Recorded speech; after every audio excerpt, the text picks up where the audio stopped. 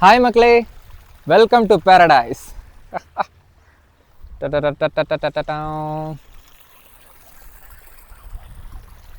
எங்கள் ஊர் தான். இங்கே வச்சு ஒரு வீடியோ பண்ணணும் அப்படின்னு தோணுச்சுது. என்ன டைட்டில்? இசை இளையராஜா. படத்தில் இப்படி ஒரு டைட்டில் வந்தாலே கண்டிப்பாக அதில் ஏதாவது ஒரு மேஜிக் இருக்கும். அது போக இன்னொரு மேட்ரு இருக்குது. இசை மட்டும் இளையராஜாவாக இல்லாமல் பாடியவர் உங்கள் இளையராஜான்னு வரப்போ அது இன்னொரு மேஜிக். ஸோ அதை பற்றி தான் அந்த வீடியோ. சில எக்ஸ்பீரியன்ஸ், நண்பர்கள் கூட பேசினது, சமீபமாக நடந்த கொஞ்சம் விஷயங்கள், இதெல்லாம் நான் உங்ககிட்ட ஷேர் பண்ணிக்கிறேன். கண்டிப்பாக இந்த வீடியோ பார்த்ததுக்கப்புறம் எப்படி யூடியூப்பை சர்ச் பண்ணுவீங்க தெரியாத நண்பர்கள். இந்த வீடியோ பண்ணுறதுக்கு முக்கியமான ஒரு ரீசன் பார்த்தீங்கன்னா, நான் பார்த்த ஒரு இன்ஸ்டாகிராம் போஸ்ட். நான் சோஷியல் மீடியா பெருசாக யூஸ் பண்ணுறதில்ல, உங்ககிட்ட சொல்லியிருக்கிறேன் இன்ஸ்டாகிராம்லாம், ஏன்னா மென்டல் பீஸ்க்காக. பட் இந்த மாதிரி ராஜா சாரோட சாங்கு, ஏதாச்சும் ஸ்டேட்டஸ் வைக்கிறதுக்கு, ஏதாச்சும் கிளிப்ஸ் எடுக்கிறதுக்கு, ஏதாவது ஃபன்னி கிளிப்ஸ் இந்த மாதிரிலாம் எடுக்கிறதுக்கு அதுக்கேற்ற ஹேஷ்டேக்ஸை போட்டு நான் தேடுறது உண்டு. அப்படி நான் பார்த்தப்போ இளையராஜா அப்படின்னு ஹேஷ்டேக் போட்டப்போ நான் ஒரு ரீலை பார்த்தேன். அதில் ஒரு தம்பி ஒரு போஸ்ட் போட்டிருந்தார், ஒரு ரீல். என்னன்னு பார்த்தீங்கன்னா, இந்த பாட்டு ராஜா சாரோட இதயம் ஒரு கோயில் பாட்டு வரும்ல, அதை ராஜா சார் அந்த கிளைமேக்ஸில் இசையமைச்சிருப்பார், எஸ்பிபி பாடியிருப்பார். மீராவின் கண்ணன் அந்த போர்ஷனை எடுத்து போட்டு, சே என்னம்மா பாடியிருக்காரியா, என்னம்மா பண்ணியிருக்காரியா இளையராஜா அப்படின்ற மாதிரி போட்டிருந்தாங்க ஒருத்தங்க. யாருன்னு பார்த்தா தெரிஞ்சுது அது ஒரு ஜென்சி கிட் அப்படின்ட்டுன்னு. சரி, தம்பி இப்போ தான் இசைக்குள்ளே வருது போல், இப்போ தான் அந்த இசை ரிசர்ச்லாம் பண்ணி ராஜா சாரோட மியூசிக்கை பற்றிலாம் இப்போ தான் படிக்குது போல் அப்படின்னு தெரிஞ்சுது. ஏன்னா அவரை கலாய்க்கிறவங்க நிறைய பேர் அவருடைய அந்த இசையை முழுசாக கவனிக்காதவங்களும், அந்த இசை பற்றியும் ஒரு கலைஞன் பற்றியும் பெருசாக அந்த நாலேஜ் இல்லாமலும் சும்மா சோஷியல் மீடியாவில் பார்க்குற விஷயங்களை வச்சு அப்படி கலாய்க்கிறவங்க தான் அதிகம். பட் அவரை புரிஞ்சுக்கிட்டவங்க, அவரோட இசையை புரிஞ்சுக்கிட்டவங்க யாரும் அவரை கலாய்க்க மாட்டாங்க. இது அவருக்குன்னு இல்லை, எல்லா கலைஞர்களுக்கும் பொருந்தும்.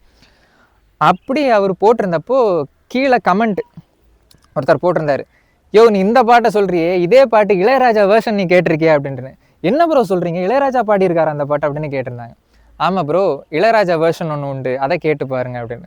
உண்மையிலே இதயம் ஒரு கோயில் பாட்டு இளையராஜா வேர்ஷன் ஒன்று உண்டு, அதை நீங்கள் பார்த்துருப்பீங்க. அந்த பாட்டோட சோல், அதாவது இளையராஜா பாடியிருப்பார்ல, அந்த சோல் எக்ஸ்ட்ராடனரியாக இருக்கும். ராஜா சார் பாடுறப்போ அவர் சின்ன சின்ன நடுவில் சில ஸ்வர சேஞ்செல்லாம் கொடுப்பாரு, சின்ன சின்ன டைமென்ஷன் கொடுப்பாரு, அது வேறு மாதிரி இருக்கும். நம்ம சப்ஸ்கிரைபர் நண்பர்கள் நிறைய பேர் உண்டு நம்மக்கிட்ட பேசுகிறவங்க. அப்போது ராஜா சாரை பற்றியும் நான் நிறைய பேசுவேன், மியூசிக்கை பற்றியும் பேசுவேன்.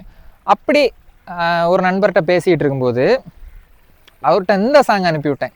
இந்த பொட்டு வைத்த ஒரு வட்ட நிலான்னு பாட்டு உண்டு இல்லைங்க, இதயம் படத்தில், அந்த பாட்டை நான் அனுப்பிவிட்டேன். ப்ரோ இந்த பாட்டை நீங்கள் கேட்டிருக்கீங்களா அப்படின்னு. ஏன்னா எனக்கு என்ன தோணுச்சுன்னா, இந்த சாங் ராஜா சார் வேர்ஷனில் உண்டு, அதை நீங்கள் பார்த்துருக்கீங்களா தெரியாது. பொட்டு வைத்த ஒரு வட்ட நிலா பாட்டு ராஜா சார் வேர்ஷனில் உண்டு. அப்போ நான் கேட்டேன், ப்ரோ இந்த பாட்டை கேட்டிருக்கீங்களா, பொட்டு வைத்த ஒரு வட்டன்லாம் யேசுதாஸ் சார் பாடினது. ப்ரோ இந்த பாட்டு கேட்காம இருப்பாங்களா, எவ்வளோ அருமையான பாட்டு அப்படின்னு. பிடிக்குமா ப்ரோ அப்படின்னு. பிடிக்கும் ப்ரோ, ஒருக்கா கேட்டுட்டு வாங்களேன் அப்படின்னு. சரி எனக்காண்டி கேட்டுட்டு வாங்களேன் அப்படின்னு. சரி ப்ரோ கேட்டு வரேன். அவர்கிட்ட கான்வர்சேஷன் நடந்துகிட்டு இருக்கு. அப்போது அவர் கொஞ்சம் நேரம் பாட்டை கேட்டுட்டு வந்தார். நல்லா இருக்குல்ல ப்ரோ, செம ஃபீலில் அப்படின்ட்டு. இதே பாட்டு ராஜா சார் பாடியிருக்காரு, உங்களுக்கு தெரியுமா அப்படின்னு. என்ன ப்ரோ சொல்கிறீங்க, ராஜா சார் பாடியிருக்காரான்னு. ஆமாம் இந்தாங்க கேளுங்க அப்படின்னு சொல்லிட்டு ராஜா சார் வேர்ஷன் உண்டு, பொட்டு வைத்த ஒரு வட்ட நிலா. ஐயோ அந்த மனுஷன் கொன்று பாருங்க அந்த பாட்டை. அனுப்பி விட்டுட்டேன்.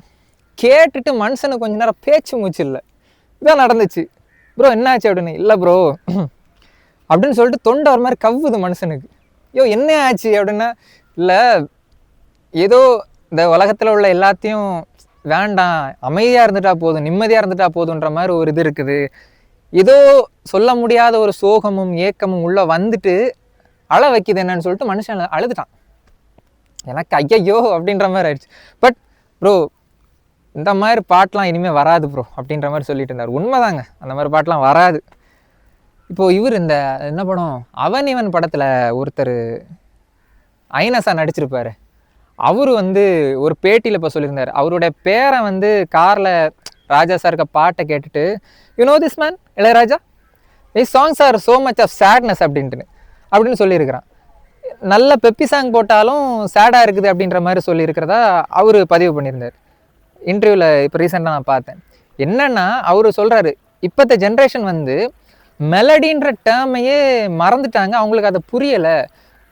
மெலடின்றதையே அவங்க வந்து சோகன்ற மாதிரி கன்சிடர் பண்ணுறாங்க. அவங்களுக்கு வந்து டம்மு டம்மு டம்முன்னு போட்டு அடிக்கணும், பெப்பியாக டான்ஸ் ஆடணும், இதுதான் அவங்களுடைய ஒரு இதாக இருக்குதே தவிர மற்றபடி அது என்னது மெலடின்ற அந்த விஷயமே அவங்களுக்கு புரிய மாட்டேங்குது அப்படின்ட்டுன்னு சொல்லியிருந்தாரு. அதுதான் எனக்கும் ஃபீல் ஆச்சு. ஏன்னா இப்போ வர சாங் அப்படி தானே இருக்குது. ரொம்ப கசப்பான உண்மை தான் மக்களே. நான் முதல் ராஜா சாரோட வேர்ஷன் பாடல்கள் எப்படி கேட்க ஆரம்பிச்சேன்னா இந்த பாட்டுங்க, என்னை தாலாட்ட வருவாளோன்னு ஒரு பாட்டு உண்டு, கேட்டிருக்கீங்க தானே? என்னை தாலாட்ட வருவாளோன்னு அந்த ஹரிஹரன் சார் பாடியிருப்பார். ஹரிஹரன் சாரோட வாய்ஸ் எப்பேற்பட்ட வாய்ஸ்ன்னு எல்லாருக்குமே தெரியும். அப்படி ஹரிஹரன் சார் கொஞ்சம் பாடி அந்த பாடலை நமது ராஜா அவர்கள் அவருடைய வேர்ஷனில் ஒன்று பாடியிருப்பார். அதை ஃபஸ்ட் டைம் கேட்டப்போலாம்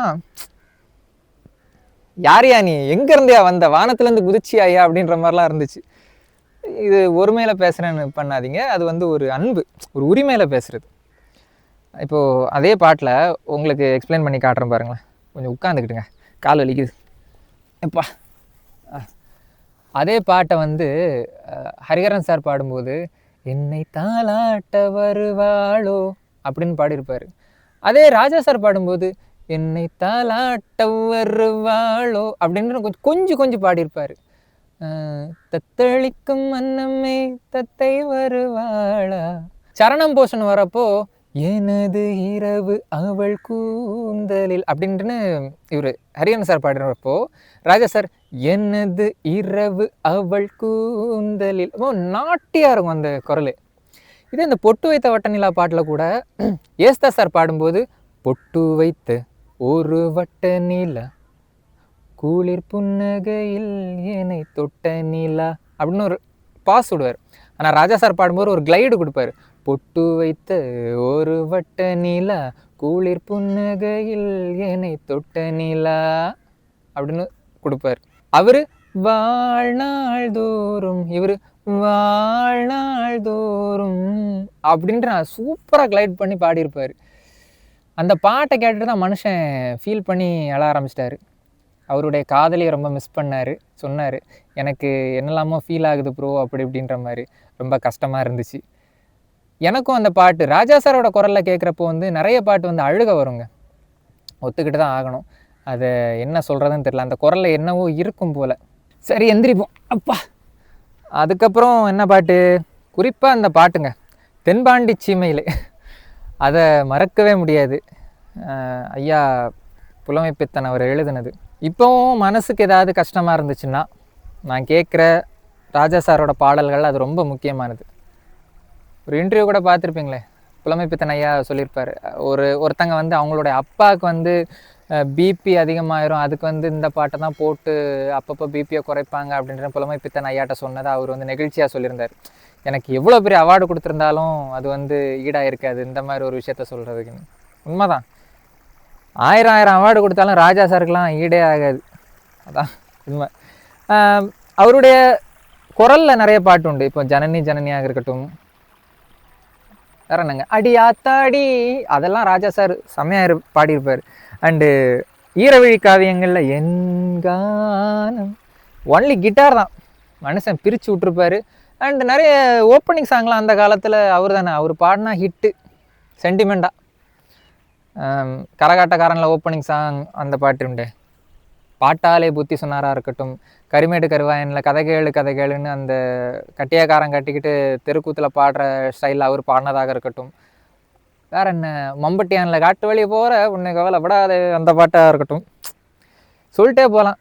அவருடைய குரல் சம்திங், அது ஏதோ ஒரு சொல்லுவாங்க, அது இந்த மொத்த யூனிவர்ஸுமே சேர்ந்து தன்னுடைய ஒரு இதை கொடுக்கும் அப்படின்ற மாதிரி. உண்மைதாங்க. எனக்கு இந்த விஷயத்த சொல்கிறேன், எனக்கு வந்து ராஜா சார் பற்றி ஆரம்பத்தில் பெருசாக தெரியாது. இப்போது ஜென்சி கிட்ஸ் கொஞ்சம் கொஞ்சமாக ராஜா சாரை புரிஞ்சுக்க ஆரம்பிச்சிருக்காங்கல்ல, இந்த பாட்டெலாம் கேட்குறாங்கல்ல. எனக்கும் ஆரம்பத்தில் பிடிக்காது அவருடைய பாட்டு, உண்மையாக சொல்லணும்னா. ஏன்னா எனக்கு வந்து அந்த வயசு அப்படி, ஒரு 18-19 வயசு வரைக்குமே எனக்கு வந்து பெப்பி அப்போ டம்முன்னு அடித்தாதான் நல்ல ஜாலியான பாட்டு தான் எனக்கு பிடிக்கும். இப்படி தான் நானும் வளர்ந்தேன்.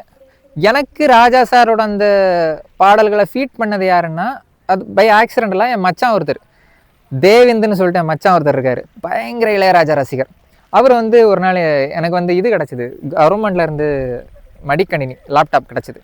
அப்போது என்கிட்ட ஒரு பென்ட்ரைவ் கொடுத்தாரு. மாப்பிள்ள, இந்த பென்ட்ரைவை காப்பி பண்ணி வச்சுக்கோ, ராஜா சாரோட கலெக்ஷன் இருக்குது, சில வீடியோஸ் ஆடியோஸ்லாம் இருக்கும், பாட்டெலாம் நிறைய இருக்குது, கலெக்ஷன் இருக்குது, காப்பி பண்ணி வச்சுக்கோ, நான் அப்புறம் கேட்பேன், எனக்கு வேறு இதில் காப்பி பண்ணி கொடுன்னு. சரி மச்சான்னு சொல்லிட்டு எடுத்து காப்பி பண்ணி வச்சேன் லேப்டாப்பில். பாருன்னா அதில் ராஜா சாரோட கலெக்ஷன்லாம் இருக்கும்னு. என்னடா ராஜா சார்னு சொல்லிக்கிட்டு இருக்காங்க, அப்படி என்னடா பெரிய இது, ஏன்னா நமக்கு பெருசாக தெரியாதுல்ல. ஃபோல்டரை ஓப்பன் பண்ணி பார்த்தா கிடக்குது ஒரு லிஸ்ட்டுக்கு பாட்டெலாம். இவ்வளோ பாட்டா, ஏன்னா நம்ம கேட்டதெல்லாம் ஒரு 4-5 பாட்டு தான், இவ்வளோ பாட்டா அப்படின்ற மாதிரி தான் அப்போ தான் பார்க்க ஆரம்பித்தேன். வீடியோஸ்லாம் நிறைய இருந்துச்சு. இந்த நீதானேன் பொண்ணோ சொந்தம் ஆடியோ லான்ச்சில் அவங்க அந்த இது அந்த சிம்ஃபோனி ஸ்டைலில் அவருடைய பாடல்களை ஒரு மெட்லி மாதிரி வாசியிருப்பாங்க. அதெல்லாம் அதெல்லாம் வாசியதாக இருக்கட்டும். அங்கே நிலா இருக்கு மக்களே, உங்களுக்கு தெரியுதா? சரி, அந்த பாடல்கள், அதுக்கப்புறம் நிறைய பேர் கவர் பண்ண விஷயத்தெல்லாம் நான் பார்த்தேன், கவர் சாங்காக போட்டதெல்லாம். அப்போ தான் ஓ இவ்வளோ அழகாக இருக்குது பாட்டு, எனக்கு என்னவோ பண்ணுது அப்படின்ட்டு. ஆனால் அந்த டைமில் நான் நிறைய கேட்க ஆரம்பித்தேன். அவருடைய அந்த ஏரிக்கரை மேலிருந்து, அதை சொல்ல மறந்துட்டு பாருங்க, நான் ஏரிக்கரை மேலிருந்து 8 தேச பாத்திர, அந்த பாட்டெலாம் லிட்டரா இந்த இடங்கள்ல தான் நான் கேட்டது. இதே இடங்கள்ல தான் நான் ராஜா சாருடைய அந்த மாதிரி கிராமிய அவருடைய பாடல்களுக்கும் இந்த இடத்துக்கும் நிறைய சம்மந்தம் இருக்கும் எனக்கு பர்சனலாக. அண்ட் அதுலேயும் மண் வாசனை, இங்கேயும் மண் வாசனை, இயற்கை எல்லாமே அது வேற ஒரு ஃபீல். இப்படி நான் கேட்க ஆரம்பித்ததுக்கப்புறம் தான் அந்த பாட்டோட வேல்யூ என்னென்னு புரிஞ்சுது, ராஜா சாரோட வேல்யூ தெரிஞ்சுது. அதுக்குன்னு மற்ற இசையமைப்பாளர்கள்லாம் பிடிக்காதுன்னு கிடையாது, அவங்க ஒரு தனி இது. But Raja sir is like a soul, உயிரை தொடர அந்த இசைன்னு இருக்குல்ல, அதுதான். அதுக்கப்புறமா அப்படியே ஜேர்னி போயிட்டுருக்குது. தெரிஞ்சவங்ககிட்டலாம் ராஜா சாரை பற்றி பேசுகிறது, அவரோட இசையை பற்றி பேசுகிறது அப்படியே போச்சு. இப்போ வரைக்கும் ட்ராவல் ஆகிட்டு இருக்குது.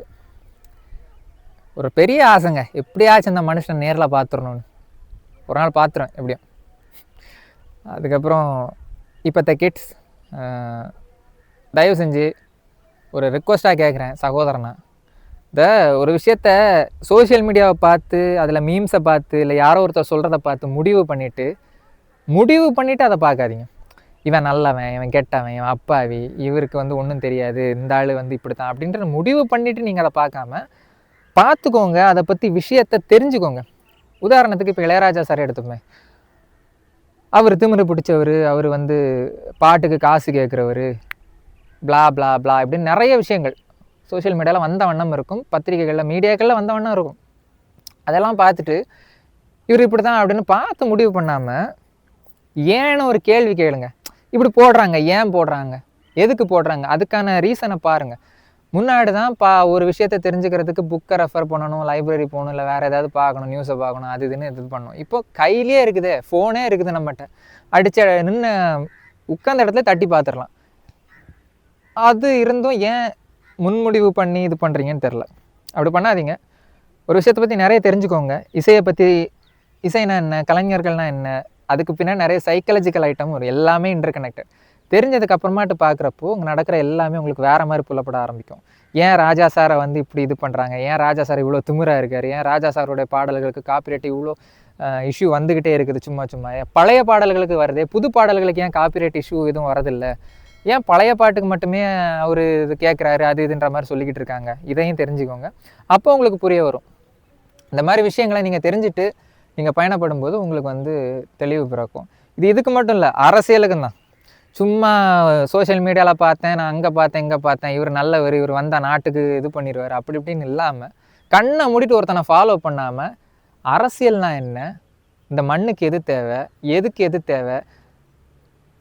ஒரு விஷயங்க, நம்ம அரசியல் கட்சியிலேருந்து நம்ம சேராமல் தள்ளி இருக்கலாம், ஆனால் நம்ம என்றைக்குமே அரசியலை விட்டு தள்ளி இருந்ததே கிடையாது. நம்ம போடுற துணியிலேருந்து, சாப்பிட்ற உணவுலேருந்து, குடிக்கிற தண்ணியிலேருந்து, சுவாசிக்கிற காற்று சுத்தமாக வர்றது வரைக்கும் இங்கே எல்லாமே அரசியல் தான். அரசியல் கண்டிப்பாக தெரிஞ்சாகணும். அந்த அரசியலும் தெரிஞ்சிட்டாலும் இங்கே நடக்கிற சுற்றி இருக்கிற பல விஷயங்கள் உங்களுக்கு தெரிய வரும். அப்போ உங்களுக்கு தெரியும் யார் உண்மையான அரசியல்வாதி, யார் உண்மையிலே மக்களுக்காக இது பண்ணுறாங்க, யார் ஷோ காட்டுறாங்க, யார் சும்மா பேச்சு இதுக்கு வராங்க, எவன் நடிக்கிறான், இந்த மாதிரி விஷயங்கள்லாம் உங்களுக்கு தெரிய வரும். இது எல்லா விஷயத்துக்கும் பொருந்தும். நாடு போகிற போக்கு அப்படி இருக்குது. அதான் ஒரு அட்வைஸ்ன்னு சொன்னால் பூமரும்பிங்கடா. ஒரு சகோதரனாக சொல்கிறேன், கேட்டால் கேளு, கேட்கலன்னா விருப்பம். அவ்வளோதான் மக்களே. அந்த வகையில் ராஜா சாரின் குரலை பற்றி நீங்கள் கண்டிப்பாக இதுக்கப்புறம் போயிட்டு தேடி பாருங்கள் சரியா. ராஜா சாரோட அந்த இசையை பற்றிலாம் தேடி பாருங்கள். அவருடைய குரலில் இருக்கிற அந்த பாடல்கள் கேட்டு பாருங்கள். அதில் ஒரு தனி ஜீவன் இருக்கும். மகிழ்ச்சியாக இருக்குது ராஜா சாரை பற்றி இப்படி ஒரு இதை சொல்லியிருக்கோம் அப்படின்னு. ஏன்னா நான் நம்ம நண்பர்கள்ட்ட சொல்கிறப்போ ப்ரோ ரொம்ப தேங்க்ஸ் இந்த பாட்டை சஜஸ்ட் பண்ணதுக்கு, எனக்கு இத்தனை நாளாக தெரியாது அப்படின்ற மாதிரி நண்பர்கள் சொல்லியிருக்காங்க. எல்லாம் நம்ம சப்ஸ்கிரைபர் தான். ராஜா சாரோட ரேர் சாங்கை எனக்கு சஜஸ்ட் பண்ணுங்கள் ப்ரோ, எனக்கு அவர் இது அந்தந்த பாட்டு இப்படிலாம் பாட்டு வந்திருக்குதா இப்படிலாம். ஏன்னா நம்ம கேட்குறது பாதி கூட இல்லை, கால்வாசி தான் நம்ம கேட்டுட்ருக்கோம். வெளியே வராத பாடல்கள் எவ்வளோ நிறைய இருக்குது. அதை தேடி இது பண்ணுங்க. ஒரு ஸ்பெஷல் இதாக சொல்லவா, நண்டுன்னு ஒரு படம் வந்துச்சு 1981 நினைக்கிறேன். நண்டு அந்த படத்தோட டைட்டில் சாங் கேட்டு பாருங்கள், ராஜா சார் கம்போஸ் பண்ணது. அது one of the rare gem. அது இப்போ ரீசெண்டாக நண்பர்களுக்கு சஜஸ்ட் பண்ணேன் பாருங்கள் அப்படின்ட்டு. கேட்டு பாருங்கள், எல்லா விஷயத்தையும் தெரிஞ்சுக்கோங்க. ரொம்ப போட்டு மண்டையில் ஏற்றிக்காண்டாம், மேலே பிள்ளையாச்சும் கொஞ்சம் தெரிஞ்சுக்கோங்க. அதுக்கு நுனிப்பில் மேய்ஞ்சிட்டு கத்தாதீங்க. கொஞ்சம் ஆழமாக யோசித்து பார்த்தீங்கன்னா இங்கே எல்லாமே எல்லாரோட பிஹேவியருக்கு பின்னாடி என்ன ரீசன் உங்களுக்கு தெரிய வரும். ஸோ சூரியன் அஸ்தமிக்க ஆரம்பிச்சிடுத்து.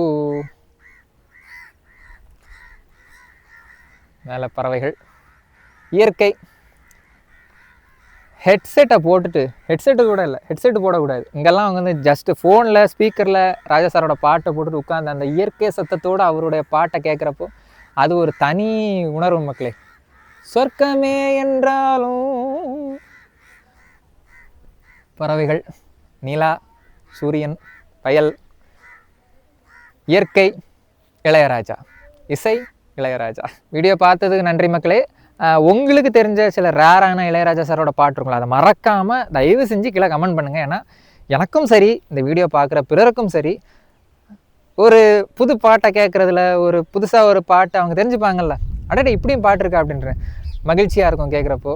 நான் ஒரு விஷயம் கண்டு பொறாமப்பட்டேன் பழைய மக்களை பற்றி. அதாவது மனசில் எவ்வளோ கஷ்டமாக இருந்தாலும் ராஜா சார் பாட்டு கேட்குறப்போ ஒரு மாதிரி ஒரு அழுக வச்சு நம்ம மனசை லேசாக்கி விடுதில்ல. அது இப்போ ஸ்ட்ரெஸ்ஸான வாழ்க்கை, சுற்றி எவனை கேட்டாலும் தப்பு இப்படி தான் பாட்டு வருது. அறதப்பே தகுறதே தொட்டாலே இந்த மாதிரி தான் பாட்டு வருது. இதுக்கு மத்தியில் ஒரு ராஜா சாரோட பழைய பாட்டு கேட்குறப்போ எப்படி தெரப்பி மாதிரி ஒரு ஃபீல் ஆகுது, அழுக வைக்குது, மனசை அப்படி லேசாக்குது. அப்போ 80s வாழ்ந்தவங்கலாம் எவ்வளோ கொடுத்து வச்சவங்க. திசைக்கேட்டும் தெரப்பியாக தான் இருக்கும், சுற்றி தெரப்பி மியூசிக்காக தான் இருக்கும். இல்லை எல்லா சைடும் அவர் தான் இசைச்சிருப்பார், இசையமைச்சிருப்பார். 90s வரைக்கும் வாழ்ந்தவங்களாம் கொடுத்து வச்சவங்க. ஏன் நீங்களாம் பொறாமையாக இருக்குது இப்போ பார்த்தவங்கள. ஸோ சஜஸ்ட் பண்ணுங்கள். சூரிய ஒளி போயிடுச்சா, சஜஸ்ட் பண்ணுங்கள் பாட்டை. நாங்கள்லாம் கேட்குறோம், பார்க்குறோம். என்னை போன்றவர்களுக்கும் ராஜா சாரை பற்றி தெரியாதவர்களுக்கும் நீங்கள் சஜஸ்ட் பண்ணுற ஒவ்வொரு பாட்டுமே ரேர் ஜெம்ஸ் எல்லாம் சஜஸ்ட் பண்ணுங்கள், பார்த்து தெரிஞ்சு ட்ராவல் பண்ணுறோம். அந்த வீடியோ உங்களுக்கு பிடிச்சிருந்தா லைக் பண்ணுங்கள், ஷேர் பண்ணுங்கள். ரொம்ப பிடிச்சிருந்தா சப்ஸ்கிரைப் பண்ணிட்டு பெல் ஐக்கானை கிளிக் பண்ண மறந்துடாதீங்க. அடுத்து ஒரு நல்ல வீடியோவில் உங்களை சந்திக்கிறேன். அதுவரை உங்களிடமிருந்து விடைபெறுவது உங்கள் அன்பு நண்பன் விஜய் ஜிபி. வணக்கம் மக்களே. தமிழ் வெல்லும்.